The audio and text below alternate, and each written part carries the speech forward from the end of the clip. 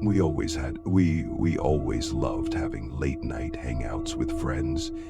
That evening we had it all: laughter, movies, and our usual craving for something tasty. The three of us, me, Mike, and Josh, decided to order a pizza. Nothing unusual, a quick phone call, a standard order, and about 40 minutes later, I was standing at the door waiting for the delivery guy. When the doorbell rang,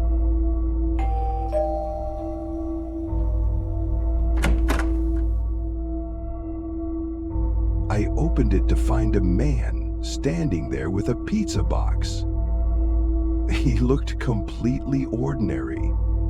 Delivery uniform, cap, a slight smile. He handed me the box and said, "It'll be $20. I handed him the money and took the box. Everything seemed normal, but then something made me open the box right there on the doorstep, as if some instinct told me something was off. The pizza wasn't the one we ordered. Instead of our usual choice, it was an unappetizing pizza with a strange gray sauce and chunks of what looked like undercooked meat. "Hey, this isn't our order," I shouted to the delivery guy as he was heading toward his car.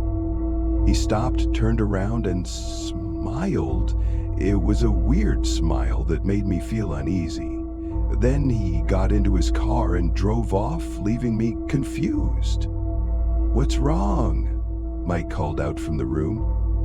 "The pizza's wrong and the delivery guy just left," I replied, walking back into the apartment.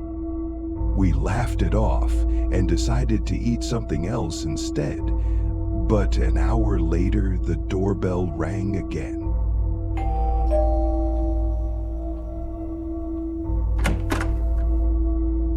Standing at the door was the same delivery guy.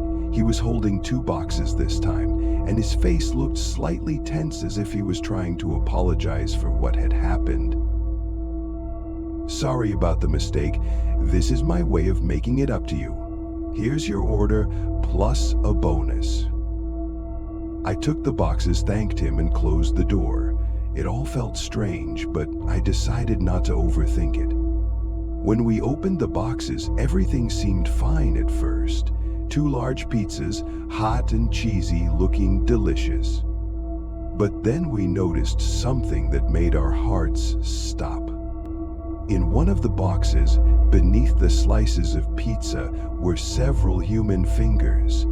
They were pale, with a faint grayish tint, as if freshly severed. And in the other box, among the melted cheese, lay two human ears. Mike jumped back, Josh went pale, and then he screamed, "What the hell is this?" I didn't know what to say. Panic gripped us all. We decided to call the police, but to our horror, none of our phones had any signal. At that moment, the lights in the apartment flickered and then went out entirely. "Josh, get a flashlight, quick," I yelled. But before anyone could move, we heard a heavy knock at the door. 1, 2, 3 slow, deliberate thuds. "Who's there?" Mike shouted, though we all knew it was a pointless question. There was no response, only a whisper, faint and chilling. "Didn't you want to try it?" Suddenly, the knocking stopped. We sat in the pitch-black silence, barely daring to breathe. I moved toward the door to look through the peephole, but there was no one there. "Maybe he's gone," Josh whispered.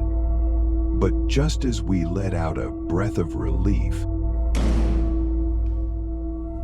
the door burst open with a deafening bang.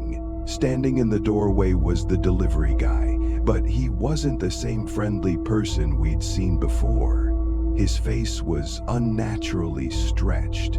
His eyes glowed a sickly yellow, and his mouth twisted into a deranged smile, revealing sharp, uneven teeth.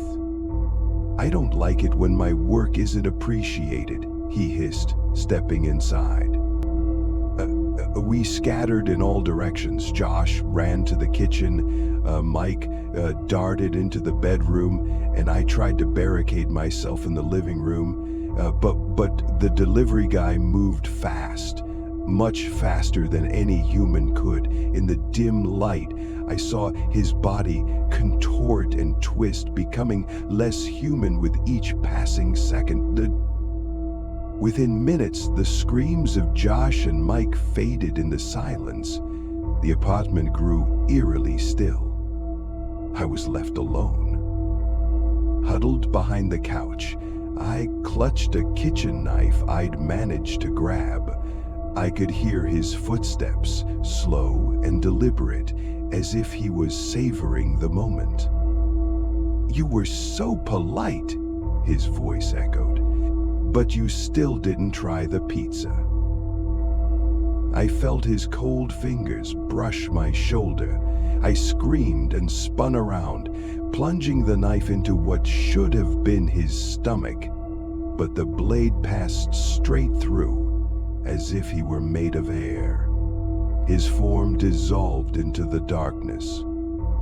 And then everything went silent. The lights flickered back on. I cautiously stood up, looking around. The living room was empty. On the floor, amid the scattered mess, were the 2 pizza boxes. Mike and Josh were gone. Their belongings were still there, but there was no trace of them. With trembling hands, I opened one of the boxes. It was empty.